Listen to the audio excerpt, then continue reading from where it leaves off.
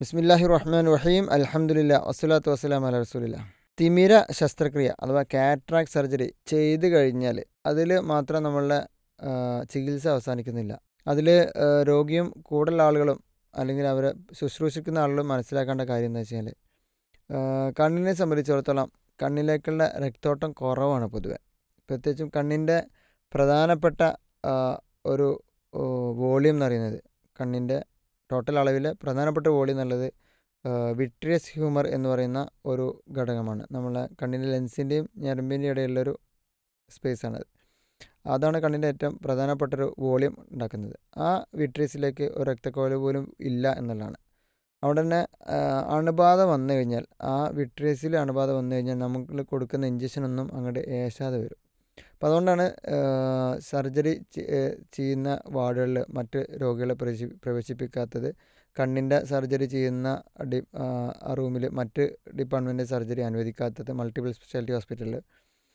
ആ രീതിയിൽ കണ്ണിൻ്റെ സർജറി നമ്മൾ അസെപ്റ്റിക് പ്രിക്കോഷൻ എന്ന് നമ്മൾ മെഡിക്കൽ ഭാഷയിൽ പറയും. അതായത് അണുബാധ വരാതിരിക്കുന്ന ശ്രദ്ധ, അത് പരമാവധി ഏറ്റവും കൂടുതൽ നമ്മൾ ചെയ്യുന്നത് ഓഫ്താൽമോളജി ഡിപ്പാർട്ട്മെൻറ്റാണ്. അതിന് കാരണം അണുബാധ വരാതിരിക്കണം എന്നുള്ളതുകൊണ്ടാണ്. അതുകൊണ്ട് തന്നെ സർജറി ചെയ്ത് കഴിഞ്ഞാലും രോഗിയും കൂടുതൽ ആളുകളും വീണ്ടും ഈ ശ്രദ്ധ തുടരണം. അതുകൊണ്ട് തന്നെ കണ്ണിൽ അണുബാധ വരാതിരിക്കാൻ ഒന്ന്, നമ്മൾ കണ്ണിലേക്ക് വെള്ളം ഒഴിക്കരുത്, കണ്ണ് തിരുമരുത്, ഒരാഴ്ച നമ്മൾ തല കുളിക്കരുത് എന്ന് പറയും.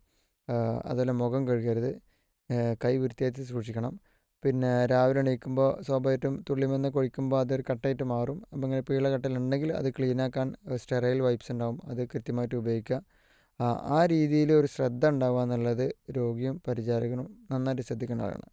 അപ്പോൾ അതുകൊണ്ട് നമ്മൾ സാധാരണഗതിയിൽ ഓപ്പറേഷൻ കഴിഞ്ഞ ആളുകൾ തല കുളിക്കരുത്, മുഖം കഴുകരുത്, കണ്ണിലേക്ക് വെള്ളം ഒഴിക്കരുത് എന്നൊക്കെ പറയുമ്പോൾ അവർ സ്വാഭാവികമായിട്ടും ചോദിക്കുന്ന ചോദ്യം നിസ്കരിക്കാൻ എന്താ ചെയ്യാമെന്ന്.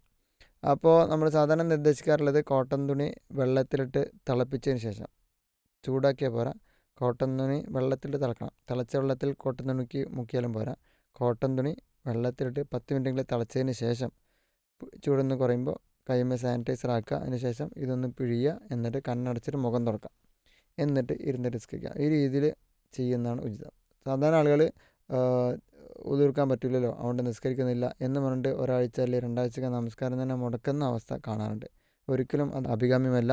നമുക്കറിയാം, യുദ്ധത്തിൽ പോലും നമസ്കാരം ഒഴിവാക്കാൻ ഓപ്ഷനില്ല. നമുക്കറിയാം, അതിൻ്റെ ആയത്തുകളൊക്കെ നമുക്ക് ഖുർആനിൽ കാണാൻ കഴിയും. അപ്പോൾ ആ രീതിയിൽ ഏത് സാഹചര്യത്തിൽ നമുക്ക് നമസ്കാരം ഒഴിവാക്കാൻ വകുപ്പില്ല. അതുകൊണ്ട് ഓപ്പറേഷൻ കഴിഞ്ഞാലും നമുക്ക് നമസ്കാരം തുടരാം. അതിന് ഈ തയമ്മും എന്നുള്ള ഒരു ഓപ്ഷൻ നമുക്കുണ്ട്. ആ രീതിയിൽ കയ്യും കാലൊക്കെ നേരെ ഉതിർക്കുന്ന സമയത്ത് നേരെ കഴുകാം. മുഖം കഴുകുന്നതിന് പകരം ഈ നനച്ച് തുടക്കുന്ന ഏർപ്പാട് ചെയ്യുക, എന്നിട്ട് ഇരുന്നിട്ട് നിസ്കരിക്കുക. അതാണ് അതിൽ ശ്രദ്ധിക്കേണ്ടത്. പിന്നെ സ്വാഭാവികമായിട്ടും വിസിറ്റേഴ്സ് നമ്മൾ ഒഴിവാക്കണം. കാരണം അണുബാധ വരാതിരിക്കാൻ തന്നെയാണ് അതും ചെയ്യേണ്ടത്. പിന്നെ തുള്ളിമരുന്ന് ഉപയോഗത്തിന് ശേഷം കൃത്യമായ ഒരു സ്ഥലത്ത്, വെയിലും ഒന്ന് തട്ടസ്ഥലത്ത് വെക്കണം. കുട്ടികൾക്ക് കിട്ടാത്ത സ്ഥലത്ത് വെക്കണം. അതിൻ്റെ അടപ്പ് കൃത്യമായിട്ട് ടൈറ്റാക്കി വെക്കണം. ഒരിക്കലും തുറന്ന അവസ്ഥയിൽ മരുന്ന് വരുന്ന സുഷിരത്തിനകത്തോ അടപ്പിനകത്തോ നമ്മൾ കൈ സ്പർശിക്കാൻ പാടില്ല. തുള്ളിമരുന്ന് ഉപയോഗിക്കുന്നതിന് മുമ്പ് കൈമേ സാനിറ്റൈസറാക്കി വൃത്തിയാക്കിയതിന് ശേഷം മാത്രമേ തുള്ളിമരുന്ന് ഉപയോഗിച്ച് കൊടുക്കാൻ പാടുള്ളൂ. തുള്ളിമരുന്ന് ഇരുന്ന സമയത്തും കണ്ണിൽ തട്ടാത്ത രീതിയിൽ വേണം, അതിൻ്റെ ടിപ്പ് കണ്ണിൽ തട്ടാത്ത രീതിയിൽ വേണം തുള്ളിമരുന്ന് ഒഴിക്കാൻ. ആ രീതിയിൽ നല്ലൊരു ശ്രദ്ധ ഉണ്ടായിക്കഴിഞ്ഞാൽ നമുക്ക് ഓപ്പറേഷൻ കഴിഞ്ഞിട്ടുള്ള അണുബാധ തടയാൻ കഴിയും.